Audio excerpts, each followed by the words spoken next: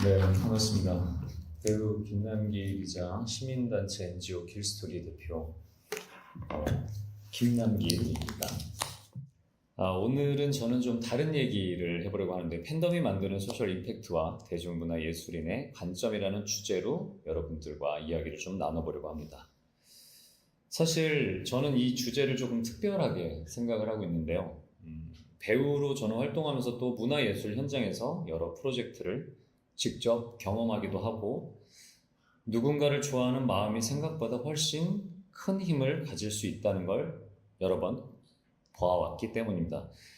그냥 우리는 이런 것들을 흔히 팬덤이라고도 하는데 좋아하는 배우나 가수 혹은 작품을 열정적으로 응원하는 문화라고 또 이야기를 하기도 합니다. 근데 저는 그걸 조금 넓게 보고 싶습니다. 왜냐하면 누군가를 좋아하고 또 응원하고 믿고 함께 오래 걸어가는 마음, 그 마음이 개인의 위로를 넘어서 사람을 움직이고 사람과 사람을 연결하고 때로는 사회를 조금 더 따뜻하게 바꾸는 힘이 될 수 있다고 생각합니다.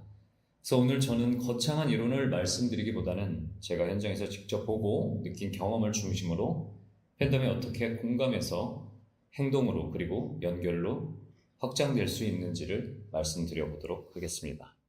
자, 아까도 앞서 교수님들이 이야기를 해주셨지만 모두 누군가를 좋아해본 경험이 있을 겁니다. 아마 여기 계신 분들도 단 한 번쯤은 누군가를 정말 좋아해본 경험이 있으실 텐데 우리가 아티스트 이야기를 이제 팬덤 얘기를 하다 보니까 어떤 배우일 수도 있고 또 어떤 가수일 수도 있고 혹은 뭐 한 편의 영화나 드라마 그리고 한 곡의 노래 한 권의 책일 수도 있을 것 같아요. 근데 저는 그 경험이 생각보다 굉장히 중요하다고 생각을 합니다. 왜냐하면 누군가를 좋아하는 마음에는 단순한 취향 이상의 것들이 들어있기 때문이라고 생각을 합니다. 보통 팬덤이라고 하면 그냥 좋아하는 대상을 열심히 응원하고 소비하는 문화 정도로 생각하기가 쉽습니다. 물론 그것도 틀린 말은 아닌데 하지만 저는 팬덤을 조금 다르게 보고 있어요. 팬덤은 단순히 소비의 집합이 아니라 누군가를 진심으로 존중하고 닮고 싶어하고 그 사람의 태도나 작품을 통해서 자기 삶을 다시 바라보게 되는 과정이라고 생각을 합니다. 예전에는 많은 사람들이 위인전을 읽으면서 존경할 사람들을 찾고 그 사람이 살아온 방향들을 또 따라가기 위해서 정하곤 했었는데 지금은 좀 시대가 그때하고 많이 바뀌어서 물론 대중문화 예술인들이 그런 역할을 하기도 하고요. 앞서 교수님 말씀하신 것처럼 저도 슬램덩크나 스타워즈를 보면서 들국화 노래를 들으면서 제 정체성에 대한 고민들도 해봐서 잠시 교수님과 제가 같은 나이대인가라는 생각을 해보기도 했습니다. 그렇다고 해서 우리 아티스트들이나 또 여기 계신 분들이 이런 이야기를 너무 무겁게 들으실 필요는 없을 것 같아요. 누군가를 좋아한다는 게 꼭 거창한 가치관의 문제만은 아니지 않을까라는 생각들도 듭니다. 우리가 힘든 하루 끝에서 그 사람의 노래를 듣거나 또 위로를 받기도 하고 작품 속의 인물을 보면서 내 마음을 이해받는 기분이 들기도 하고 우리 자기가 좋아하고 지지하는 아티스트들의 인터뷰 한마디에 다시 힘을 내기도 하니까요. 그게 또 별거 아닌 것처럼 보여도 어떤 의미에서는 별거라고 이야기할 수 있을 것 같습니다. 우리가 살아가면서 지치고 흔들릴 때 나를 다시 일으키는 건 꼭 대단한 해답이 아닐 때가 많다라는 걸 제가 느꼈기 때문입니다. 오히려 아주 사적인 응원, 아주 작지만 진심인 연결이 사람을 버티게 할 때가 있습니다. 저는 팬덤이 바로 그런 지점에서 시작된다고 생각합니다. 그리고 그 마음은 때로는 개인 안에서 멈추지 않더라고요. 이게 이제 누군가를 좋아하고 또 응원하는 마음이 그저 개인적인 감정으로만 남는지 혹은 나 혼자 위로받고 끝나는 일일지에 대한 고민들도 사실은 했었습니다. 근데 저는 그런 고민들을 해본 결과 그렇지 않다라는 결과에 도출을 했어요. 왜냐하면 배우로 활동하면서 대중문화가 실제로 사회에 좋은 영향을 만들 수 있다는 걸 제가 여러 번 경험했기 때문입니다. 예술인이 만드는 작품 자체가 하나의 메시지가 될 때도 있고 그리고 또 사회에 건네는 한마디가 어떤 사람들한테는 큰 울림이 되기도 합니다. 그리고 그 메시지를 가장 넓고 오래 움직이게 하는 힘 가운데 하나가 저는 팬덤이라고 생각을 합니다. 팬덤은 단지 콘텐츠를 소비하는 집단이 아니라 공감한 가치를 서로 나누고 확장시키는 공동체가 될 수 있다고 생각합니다. 예를 들어서 어떤 작품이 한 사회적 이슈를 다루었을 때 그 작품을 본 사람들이 그 문제에 대해서 토론하고 더 오래 생각하게 될 수도 있고, 어떤 배우나 아티스트가 사회를 향해 진심 어린 목소리를 냈을 때, 물론 여기에선 비종교적이고 비정치적이어야 한다라는 문제가 있어야 된다고 생각하지만, 그 목소리에 공감한 사람들이 실제 행동으로 이어갈 수도 있다라고 생각을 합니다. 그래서 기부 활동에 참여하기도 하고 자신의 일상 안에서 더 좋은 선택을 하려고 노력하기도 합니다. 이 지점이 저는 굉장히 중요하다고 생각을 해요. 왜냐하면 사회를 바꾸는 힘이라는 건 제가 경험해보니까 늘 거창한 제도나 정책에서만 남은 게 아니기 때문이다 라고 생각을 합니다. 물론 정책이나 제도적인 것들, 또 우리가 흔히 얘기하는 정치인들이 하는 일상들도 물론 중요하긴 하지만, 사회는 결국 사람의 마음이 움직일 때 많이 바뀐다고 생각합니다. 그리고 문화는 그 마음을 움직이는 데 아주 강한 힘을 갖고 있습니다. 특히 K컬처는 이제 한국 안에서만 소비되는 문화가 아니라 전 세계적으로 사람들이 감정적으로 연결되는 하나의 언어가 되었다고 생각합니다. 노래와 드라마, 영화, 예능을 통해 사람들은 서로 다른 언어와 배경을 넘어 감정을 공유합니다. 저는 이 지점에서 팬덤이 굉장히 흥미로운 가능성을 갖는다고 생각합니다. 좋아하는 마음에서 출발했지만 그 마음이 모이면 공감이 되고, 공감이 쌓이면 참여가 되고, 또 참여가 이어지면 결국 사회적인 움직임이 될 수 있기 때문입니다. 이게 제가 사실은 이런 믿음을 갖게 된 계기가 있었습니다. 아까 말씀드린 것처럼 전 베이스적인 문제보다는 제 경험에 의해서 말씀을 좀 드리는데, 제가 2010년도에 인도네시아 지진 피해 현장을 방문을 했던 적이 있었어요. 선동여왕이 끝나고, 그때 당시에는 한국의 셀럽들이 다른 나라에서 지금 개발도상국들이나 우리나라보다 좀 더 현저히 경제적으로 뒤처져 있는 나라에 봉사활동을 하러 가는 게 그때 당시에 유행이었어요. 근데 저는 개인적으로 그런 문화를 탐탁치 않게 생각을 했었습니다. 근데 저희도 그때는 지금보다 더 어리고 경험이 없을 때라 가라고 하면 가야 될 때여서 가서 이제 그 지진 피해 현장을 방문을 했었는데, 그때 무너진 집터 위에서 생활하시는 분들도 직접 만나 뵙고, 그 현장에서 한 가족을 위해서 작은 집 한 채를 짓는 일을 좀 함께 했었어요. 근데 그때 제가 그 방송국 분들하고 굉장히 많이 싸웠던 게, 그 한 집을 지어주는 게 얼마만큼의 대단한 일인지를 떠나서 그게 전부 다 저한테는 이벤트성으로 보여서 굉장히 부정적인 생각이 되게 많았어요. 근데 결론적으로는 이 셀럽들이 봉사를 한다는 것 자체가 자기네들의 이미지를 높이기 위해서 보여주기 위한 그냥 쇼가 아닐까라는 생각들 때문에 많이 부딪힌 적이 있었습니다. 근데 그렇게 부딪힐 때 그 방송국 PD분이 저한테 이런 얘기를 해주셨어요. 그 PD분하고 활동가분이 저한테, 오늘을 지은 집 한 채가 더 많은 사람들에게 알려지면 그 한 채가 한 채에서 끝나지 않고 10채, 100채가 될 수도 있습니다 라는 이야기를 저한테 했었어요. 그래서 그냥 그 말이 그때 당시 굉장히 오래 남았었습니다. 단순히 좋은 일을 했다는 감정에서 멈추지 않았었던 것 같아요. 오히려 이야기가 사람을 움직일 수 있다는 사실을 그때 당시 더 선명하게 느꼈습니다. 어떤 현장에서 제가 본 것, 그리고 느낀 것, 그리고 그 안에 있는 사람들의 삶을 진심 있게 나누면 누군가는 그 이야기에 마음을 열 수 있다는 것, 그리고 그 열린 마음이 실제 행동으로 이어질 수 있겠다라는 생각들을 했습니다. 왜냐면 그 이후에 그 이야기에 공감해 주신 많은 분들이 또 오랫동안 제 작품을 응원해 주시고 저를 지지해 주셨던 분들이 그 방송을 보고 그때 당시에 굉장히 많은 후원금이 모였었어요.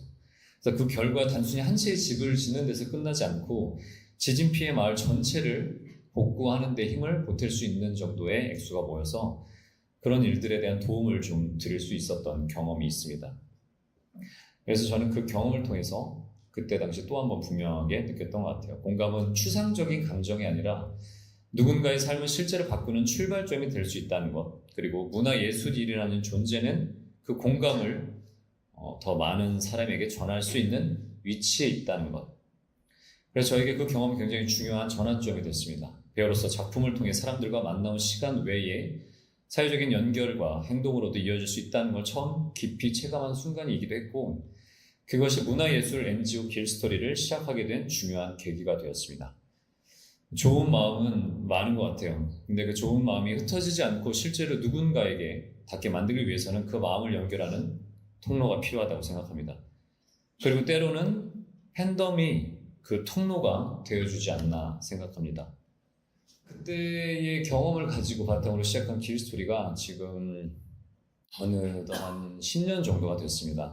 돌이켜보면 길스토리가 해온 여러 프로젝트들은 결국 한 사람의 힘만으로 만들어진 것이 아니었기 때문에 팬분들, 시민분들 그리고 여러 현장의 동료들이 함께했기 때문에 지금까지 10년을 같이 해올 수 있었습니다. 그리고 팬덤이라는 말이 때로는 가볍게 소비되기도 하지만 저는 현장에서 오히려 그 반대를 많이 봤습니다. 굉장히 진지하고 오래가고 책임감 있는 참여들을 많이 봐왔습니다.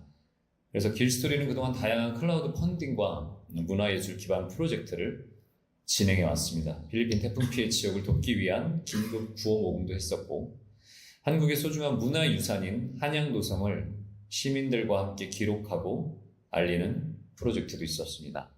또 취약한 환경에 놓인 어르신들의 주거 안전을 지원하는 캠페인도 진행했고, 홀로 자립을 준비하는 청년 창작가들을 응원하는 함께 나길 프로젝트도 이어왔습니다. 이 프로젝트들은 종류도 다르고 대상도 다 다릅니다. 그런데 그 안에는 공통점이 하나 있어요. 누가 강제를 시켜서 만들어진 일이 아니라는 점입니다. 팬분들과 시민들이 스스로 공감하고 자신의 방식으로 참여해 주셨기 때문에 가능한 일이었습니다. 이 부분이 굉장히 중요하다고 생각하는데, 왜냐하면 자발성은 오래가기 때문에 중요하다고 생각합니다. 의무감이나 공감이 어떤 지시보다 또 애정이 훨씬 더 멀리 간다고 생각을 해요. 특히 저는 함께 나길 같은 프로젝트를 통해서 팬덤이 단순한 후원을 넘어서 누군가의 가능성을 믿고 함께 지켜보는 힘이 될 수 있다는 걸 자주 느낍니다. 어떤 청년에게 당장 필요한 건 돈 그 자체일 수도 있지만, 그보다 더 근본적으로는 당신의 작업을 누군가가 기다리고 있다, 당신의 가능성을 믿는 사람이 있다는 경험일 수도 있습니다. 팬덤은 바로 그 믿음을 만들어주는데도 큰 역할을 할 수 있습니다. 그리고 저는 그것이 단순한 선행을 넘어서 사람의 삶의 방향을 바꾸는 힘이 될 수 있다고 생각합니다. 팬덤이 만드는 변화는 꼭 눈에 보이는 결과만 있는 건 아닙니다. 물론 모금액이나 지원 규모처럼 수치로 확인할 수 있는 변화도 중요합니다. 그런데 저는 그보다 때로는 더 오래 남는 것이 정서적인 연결이라고 생각을 해요. 누군가를 좋아하는 경험은 생각보다 깊습니다. 그건 그냥 취미가 아니라 어떤 사람에게는 자기 삶을 다시 붙잡게 만드는 계기가 되기도 합니다. 실제로 많은 분들이 음악을 들으며 힘든 시기를 버텼다고 말씀하시고, 영화나 드라마 속 인물을 통해 자기 마음을 다시 들여다보게 됐다고 이야기도 하십니다. 누군가는 세상과 다시 연결되는 첫 번째 감정일 수도 있고, 팬덤은 특정 인물을 중심으로 만들어지긴 하지만 그 안에서 사람들은 결국 서로를 만나게 됩니다. 처음에는 같은 배우를 좋아해서 모였지만 나중에는 서로의 경험을 나누고 서로의 마음을 이해하고 서로의 삶을 응원하게 되기도 합니다. 저는 이것이 굉장히 중요하다고 생각합니다. 지금 우리 사회는 점점 더 연결되어 있는 것 같지만 정작 사람들은 외롭고 고립되어 있다고 느낄 때가 많습니다. 연결 수단은 많아졌는데 관계 밀도는 오히려 얕아진다고 느끼는 경우도 많고요. 그런 점에서 팬덤은 단순한 취향 공동체를 넘어 감정과 경험을 나눌 수 있는 관계의 장이 될 가능성이 있습니다. 그래서 제가 마지막으로 또 드리고 싶은 말씀은, 팬덤은 결국 소통과 연결의 힘이 될 수 있다는 점입니다. 지금 우리 사회의 관계 단절과 고립을 많이 겪고 있습니다. 세대 간의 대화도 점점 어려워지고 서로 다른 배경을 가진 사람들 사이에 거리감도 커지고 있고요. 근데 흥미롭게도 팬덤은 그 사이를 이어주는 다리가 되기도 합니다. 부모와 자녀가 같은 아티스트들을 좋아하면서 대화를 다시 시작하기도 하고, 서로 다른 나라, 다른 문화권에 있는 사람들이 같은 작품과 같은 감동을 통해 또 연결이 되기도 합니다. 저는 이 장면이 참 중요하다고 생각을 하는데, 왜냐하면 결국 사회를 건강하게 만드는 건 물론 여기 계신 교수님들이 많이 애를 쓰고 계시기도 하지만 사람들이 다시 서로를 이해하려는 시도가 분명히 필요하다라고 생각하기 때문입니다. 그런 의미에서 팬덤은 누군가를 중심으로 모이지만 그 경험을 통해 우리는 결국 좋아하는 마음이 사람을 나누는 게 아니라 연결할 수도 있다는 걸 배우게 된다고 생각합니다. 그리고 제가 현장에서 늘 느끼는 건 한 가지입니다. 좋은 마음도 좋은 영향력도 결국 꾸준할 때 더 멀리 갈 수 있습니다. 한 번의 이벤트로 끝나는 감동도 물론 의미가 있지만 진짜 변화는 반복될 때 생긴다고 생각합니다. 계속 말하고 계속 참여하고 계속 함께할 때 비로소 그 마음이 문화가 되고 습관이 되고 사회를 움직이는 힘이 됩니다. 대중문화 예술인의 선한 영향력이 대중의 공감과 참여를 만나고 꾸준한 사회적 행동으로 이어질 때 팬덤은 단순한 응원 문화를 넘어서 우리 사회에 꼭 필요한 긍정적인 동력이 될 수 있다고 생각합니다. 저는 배우이기도 하지만 동시에 문화 예술이 사람과 사회를 연결할 수 있다고 믿는 사람으로서 앞으로도 그 가능성을 더 오래, 더 진지하게, 또 꾸준히 실천해 보려고 합니다.